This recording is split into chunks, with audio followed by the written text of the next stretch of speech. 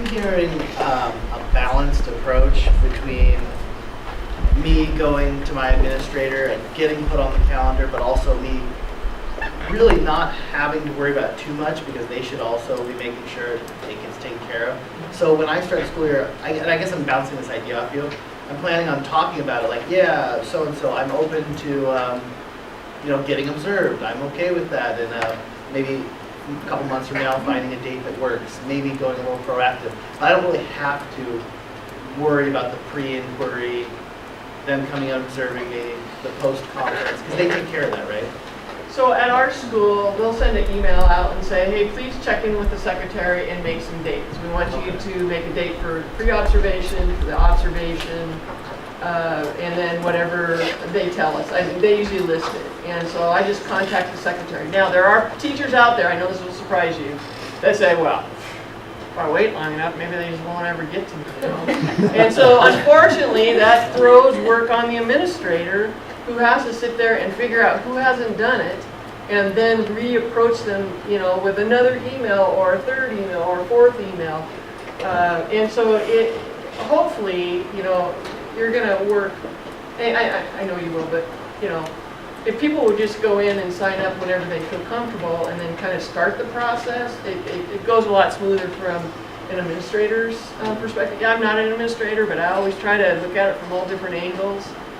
Being the athletic director, sometimes I have to approach my coaches 20 times. I mean, can you imagine the time that's wasted on my part because they won't turn in a piece of paper? So kind of, if you just work together is the common. And what a great, what's the word I'm looking for? You're all brand new to them, right? And you start the process. What does that say? Yeah, first impression, right. I mean, you're building up your status with them by doing that. You're gonna impress them, right? When I was a new teacher, I definitely wanted to impress them. You're a brand new, fresh start, and that's for everybody, first year teacher or not, right? It's new to the building, so.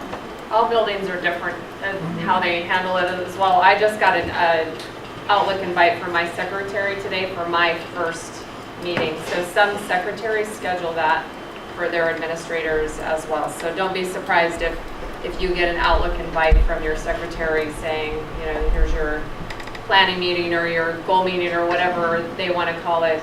That might be handled that way in your building. And if you can't make it, then you just say, hey, I'd love to have it, but I just can't do it on that day. Yeah. They'll change the day Yeah. for you.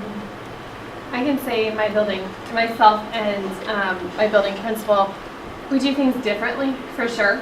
He's very much more open, and he says, let me know when you want me to be there.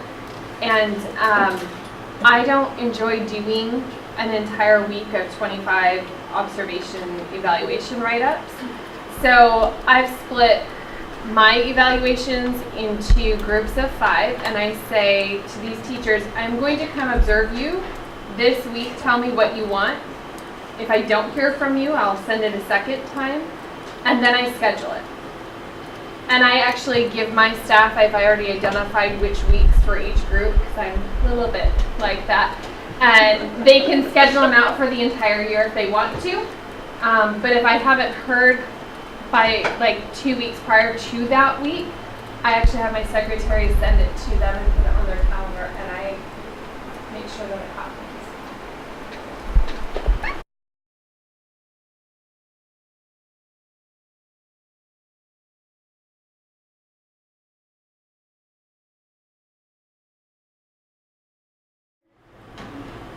We'll just tell you stuff from our perspective.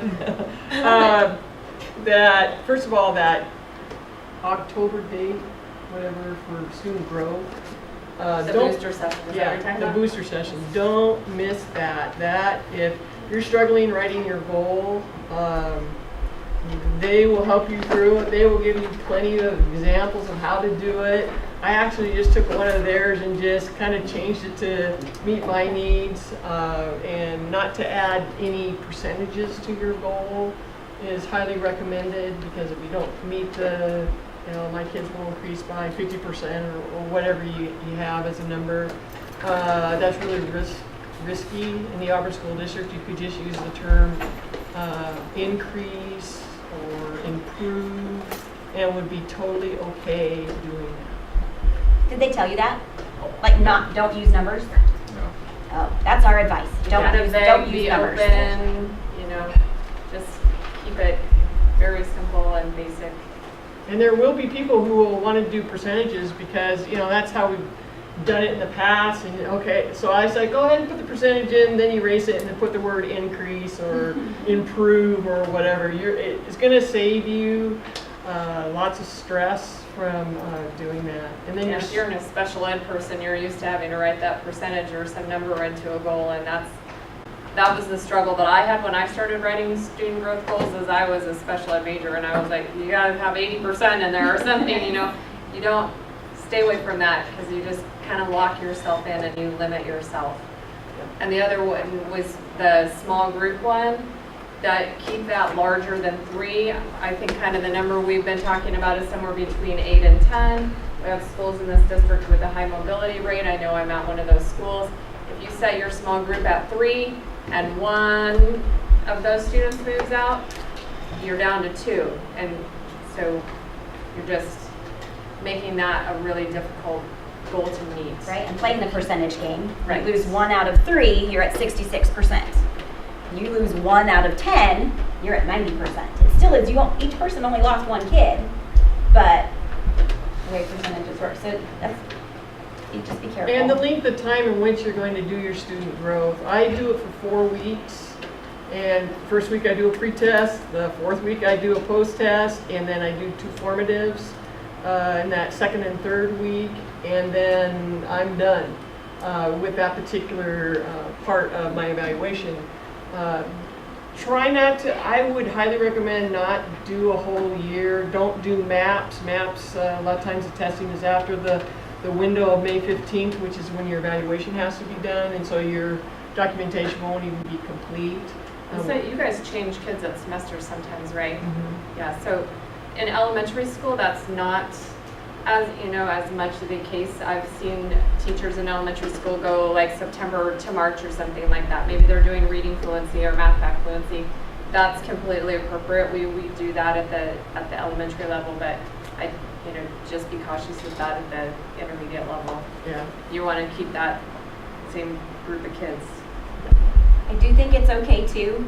For me, student growth is the hardest thing. Like to have to write a student growth goal. Never in my career before had I ever written a goal like this, right? Where I had to write a goal and say students were going to improve. Did I write professional growth goals? Yes. Have I written goals before? Yes. This is different. To say that kids are going to improve this much over this amount of time, I had never done that before. And I feel like elementary, you're a little bit lucky because you have those fluency things that are kind of easy to track, right? I'm assuming. Special ed, you're used to those goals for your students. High school chemistry? No goal. I've never written any kind of goal. And I completely said to my administrator several times, I don't know what I'm doing. I have no idea what I'm doing. So it's okay to say that. It's okay. And at this point, because we've been doing it several years, your administrator is probably either going to directly help you or put you with someone who teaches the same thing to help you. At the time, nobody had done them, right? The first 3 years we were doing this, we were kind of a pilot group or whatever you call it, beta group. And there was no one to go to ask for. And so I was serious. I want a sentence starter. I want something where all I have to do is fill in the blank. And it's okay to do that, right? They ask us to give things and those resources to our kids all the time to make it easier for them. It's okay for us to ask for that assistance too. It's okay to say, I need help with this. I need to know what does it look like. And I know they'll always come up with their examples, but it's okay to sit down and write it together and fill in the blanks together. And don't feel bad about that. I think they're pretty used to it right now. Well, and you don't have to use state tests or district tests for your goal. I teach PE, so I've used pickleball, I've used refusal skills, and sometimes people get honed in on the district testing or whatever. You don't have to do that. It could be a unit that you do. I usually do pickleball because I usually have 6th graders who are coming in, they know nothing about pickleball, they fail the test, and I'm like, not in front of them, but I'm like, perfect, because there's going to be perfect documentation, and then proceed on, and then the growth. Or I could use it for gymnastics because a lot of kids don't know anything about gymnastics, and do that at the very end. And so think big. Don't just think about those district tests that you're required to do. Also, if you're a little stuck, you can go back and tie it to your SIP goals as well. Maybe look at what reading or math SIP goals are in your building and see if you can tie it in there. That's a really good way to make that connection. Yeah. I will just say this, there's, with comprehensive, you have a big goal, and that can be your department. And then you have your grade level group, then you have a smaller goal for you, and then there's a subgroup which you choose a small targeted population that you have in your classes. There will be a lot more, but that's what all of this embeds. And it goes back to your principal's evaluation that I showed you yesterday. It nests within, it goes to the admin evaluation, which goes to the bigger district goals. Oh. Well, this is a nice handout, but some of you just assess every single day, whether it be thumbs up or it might be an exit ticket or something like that. And then, of course, we have state tests that we do, and so there's lots of things that you'll do. If you're a first-year teacher, you may have some ideas, and maybe you have lots of ideas, or maybe you just have a few ideas. But even yesterday and today, I've already learned something from this group, and I thought, oh, I'm going to try that, and that was I give an exit ticket and then have them judge where they feel that they fit on the continuum, and I thought, that's easy to do. I could do that. I'd like to find out what they think, because sometimes, I don't know if you know this, but kids also see themselves and they judge themselves way harder than how their peers see them. Probably what you were talking about, how you see yourself versus what the administration sees you. Something to note, because I had half of mine returned for my fault and or a teacher's fault, you get to sign it 2 times. You sign it in the fall when you work with your admin, and then you sign it again in the spring, or when you're finished with your goal and you do your results. We'll get them back from HR, and we get to finish that. I will suggest when you're filling this out, my recommendation, and they probably can also have their input, but I would go to criterion 6 and fill that out first, because it's going to be your whole group goal.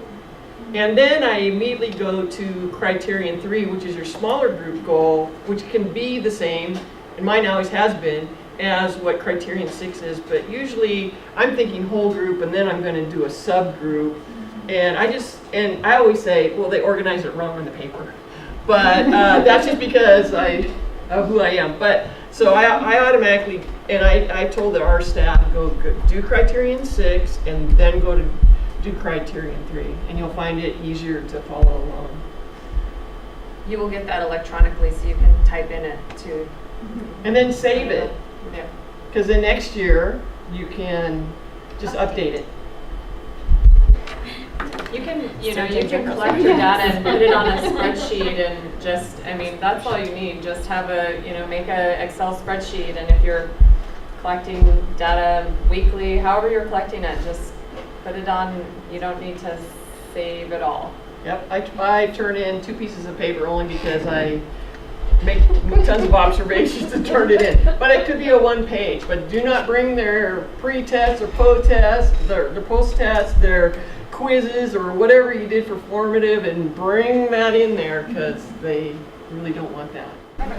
I did. So, do administrators then not require like a SMART goal where it has to be all those different letters and stuff? That's not an Auburn thing? It is in some things, but not necessarily. No, It's like not we've for done growth SMART coach. goals in school improvement and other things. Right. I've seen SMART goals, but not Not for for students. this. We won't discourage it, but we would discourage, as they said, like very specific names or specific numbers. We'd like it to be a little more open so that you guys are successful and you don't feel like you're caught somewhere. If you feel like you have to put a percent, put the percent down, erase it, and then say increase.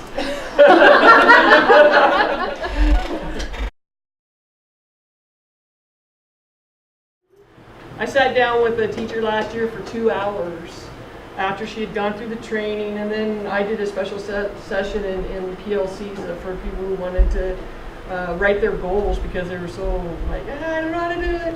And we wrote goals right there. And then about, I'd say April, I get this email from this teacher and she's like, I don't get it. So I went down there and I said, okay, how can I help you? And I spent 2 hours with her. And because she just didn't understand how all of it connected. And I said, well, some of it doesn't connect to each other. For example, if you have your student goal, your administrator does not have to see you teaching that student goal.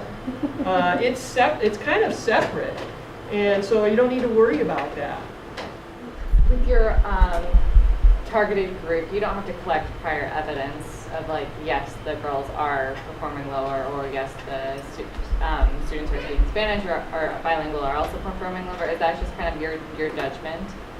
No, It's usually a pre-assessment. Yeah. Pre-assessment. Pre-assessment, Yeah. okay. So in pickleball, I have 6th graders. They know nothing about pickleball, so I'll just say, hey, we're going to take a pre-test tomorrow. Bring a pencil. So they bring a pencil, and they don't know anything. Which, in that case, because anything I'm going to teach them, they're just going to, when they get that same test again in week 4, there's just going to be all this growth going on. So, but that evidence you don't have to show to an administrator, for example. Well, I put it on an Excel program of what their score Okay. was. So what I'm interested in seeing is not the collection of tests or any of that stuff itself. What I'm interested in seeing is, where did your students start? Where did they get to their midway point? What did you do to get them there? And where did they end? How did they increase? And what instructional strategies did you use? And those other pieces are going to be more of that anecdotal stuff. If you're somebody who has to save paper because you collected for a hobby or I don't know what, there are some of my staff members that collect for hobby, I think. Collect a couple of each, a couple samples of your low performers, a couple samples of your mid performers, and a couple of your high performers. If that's what you need to do to feel like you're doing justice for your students. Lots of staff, they just set up an Excel and they put, in one column, pre-test, they name it, they date it. They give me 1 or 2 formatives in between, and then they give me a post-test at the end, and they give results. Some people also will tabulate the retake test in another column for what they did, and then again create another percentage of growth or whatever that is for them. And it doesn't even, like we said, no numbers. My Yeah. Excel sheet has a plus, a check, and a minus. So they met standard, they're close, or they're not. I mean, so you don't even have to have numbers for even for that. So it's just a track. So you need to have something to track. Yeah, and I did 4, 3, 2, 1, so that they could see the growth. So I just learned something right here. I'm like, wow, I might consider doing that. And so, like, one of my staff members, she used 5 of these students went from 3s to 4s. 7 of them went from a 1 to a this. So it's really just looking at that piece, and it'll be okay. I promise it will be okay. So the student growth piece, I don't know if we just skipped that or whatever, but there's a part where you have to fill out and then you have to write your goal. I recommend, so they have the top part and you fill it out, but right here on the bottom here it says criterion 3 student growth goal. That's your small group. And then criterion 6 is your large group. And because I'm so old in here, I always start with the big group and write the goal. And then I figure out what the small group is. It's the exact same goal, except I name what the small group is. And I found that it was easier rather than starting here and trying to write the goal and then trying to write it up there.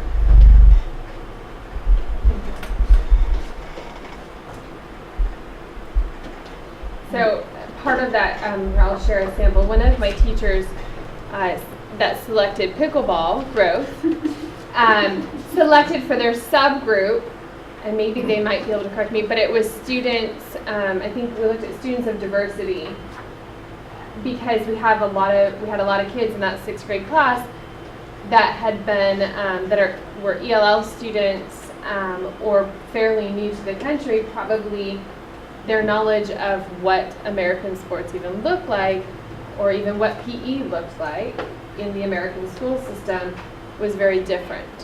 So that was a good subgroup to use, and in that particular case, it was a large number of students.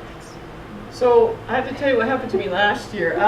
2 years ago, I did the pickleball thing because I had 6th graders. I'm like, okay, they won't know anything. This will be perfect. Well, last year I didn't have any 6th graders. I had 7th graders. So I'm like, well, I'm going to try this pickleball thing again.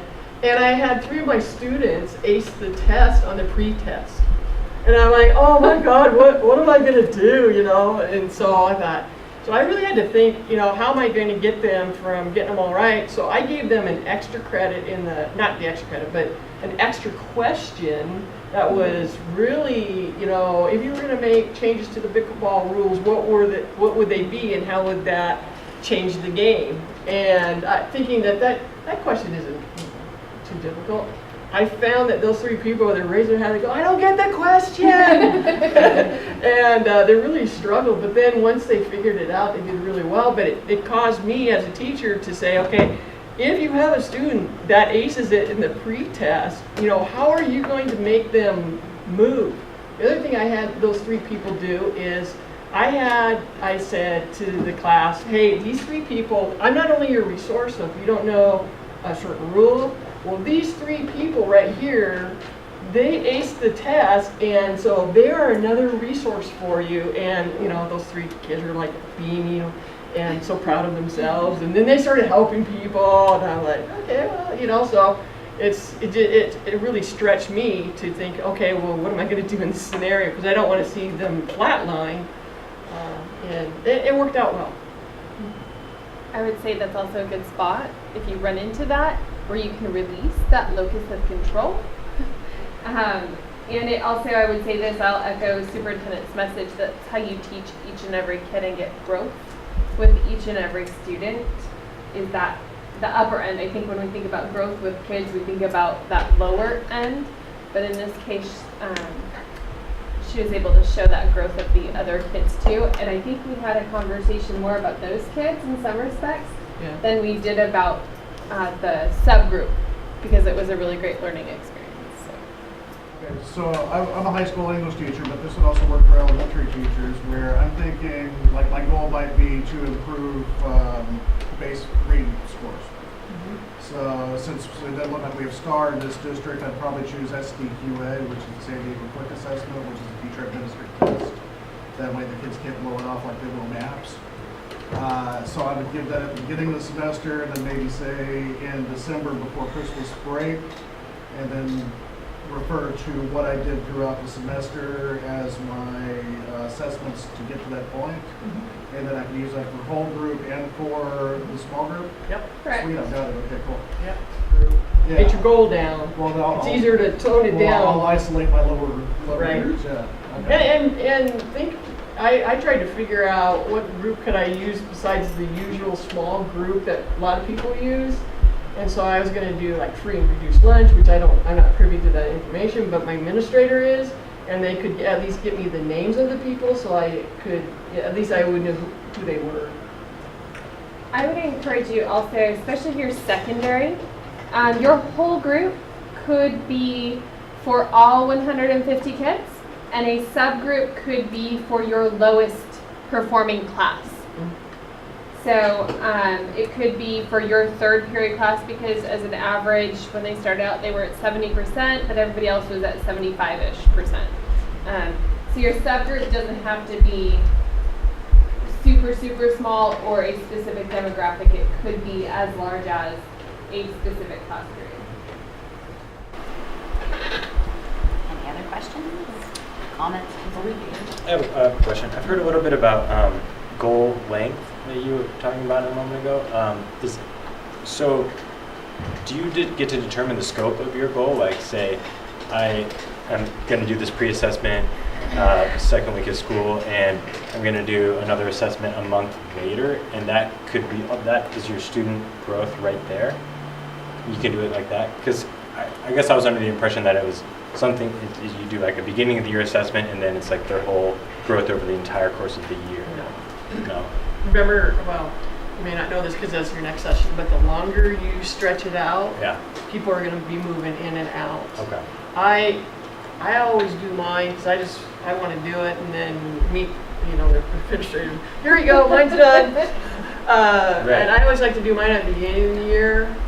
And I usually do a 4-week period. First week pre-test, last week post-test, and 2 formative assessments, and have but even during that 4-week process, and we don't have a lot of people that move. Last year I had 2 or 3 people move, and I was very alarmed by it because I thought, oh my God, it's gonna mess up my evaluation. Okay. But it was fine because I chose like 9 people in that case, and so it affected maybe one of those. Okay. I think it depends too on, like, teaming, or it could be a part of a department. If your department makes a goal or your grade level makes a goal, sometimes it's nice to do the same goal. And so then, but it still would be you working with that group on timeline. So it still really truly is your goal. You're gonna have to say. Okay. As an administrator, we coach for shorter timelines because you do see growth in a short amount of time. Right. And it's also, you don't feel stressed at keeping data Easier to for track it. an entire year. You don't feel stressed about kids coming and going because it's not just the kids who leave, but where does the new kid fit in? When they come in, gosh, I don't have their first 3 pre-assessed or, assessments, and now, so I think for teachers, I've heard the shorter, the less stressful it Yeah. is. Absolutely. Well, and some people think about first thing, well, we're going to do maps. I'll do the results of maps. Well, the problem is that everything has to be done by May 15th, and you may not do the maps until later on in the year, so you can't use that as documentation, unfortunately. Okay. Thanks. I've heard you say that item 8 is either grade level or department, however it's situated. So for instance, my department comes up with a goal. Is that correct? Okay. But if my department's got several layers within it, English 10, English 9, English, I'm assuming each of those layers is going to come up with their goal. Right. It depends on how your building is set. So I can speak to our middle school building.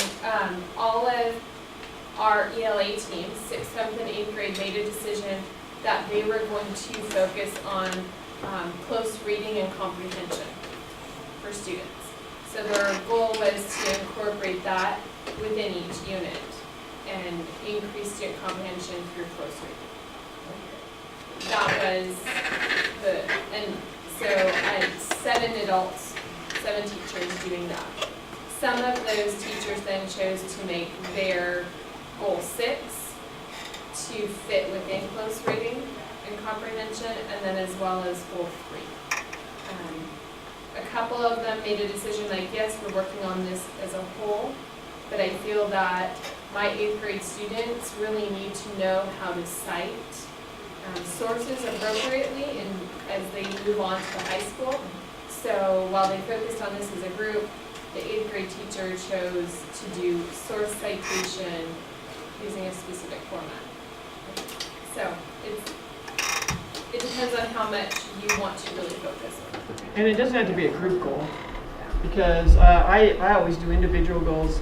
Since I teach PE and not all of us are doing the same thing at the same time, oftentimes I'll do an individual goal, which is fine too. So being secondary, what about the students that just don't come to class? So like you don't have data for them? So I know when I was doing my TPA and I had to show track my students, there was just students that had zeros because they never came. So how does that play into Big numbers or not saying this percentage, I mean that piece, and that's why I said you could say your bottom third. Okay, yeah. And I mean I don't know, It's 50%. right, I think it's, You have to, the rubric it says I think mostly all Yeah. for proficient. Okay. And then I believe it's all for distinguished has shown growth. And I would encourage you to have a conversation with your administrator. If you don't have base data for that student,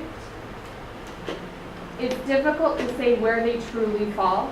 For me, I don't believe that I would say to the teacher, well, they're obviously your lowest learner, because there isn't data. so those are conversations, and that's how I would caution you in selecting specific kids or names, numbers, percent. Yeah. Though I have picked specific kids. In that scenario, I would have documented that they weren't there, so with a 0, and then if they never came, just 0, 0, 0, and unfortunately they would be part of my smaller group, but it's something like over 50% have to show growth. So again, that's why you use a little bit bigger number in the small group, because if I only use 3, now we're down to 66%, and if I have another kid that moves, which I've had that happen, I'm in a bad situation at that point. I can't meet that. Every administrator I've talked to is going to steer you clear of that situation. They, for the most part, really want us to do well, right? Even if they give us a low score, they actually have to do more work. Right? It's in their interest to keep us doing well. And so they're going to keep, every administrator I've seen that has even had someone they're concerned about, they just increase the conversations themselves. They want us to do well in almost every single situation. The other thing too is, yes, you write your goal. Yes, you both mutually agree upon it in the fall, and you both sign off on it. If something happens because your goal is set to take place in January, February, and for whatever reason we've had to collapse a section and now you're teaching this instead, you can rewrite your goal and edit as needed, or if what you had planned on doesn't happen because certain kids move. Or it totally tanked because you took a major risk and it didn't go well, there's still time if you do it early. And I know that's why Sonia referenced doing it early, using a short window of time. So if something did occur where it didn't go well, you still have an opportunity to try again.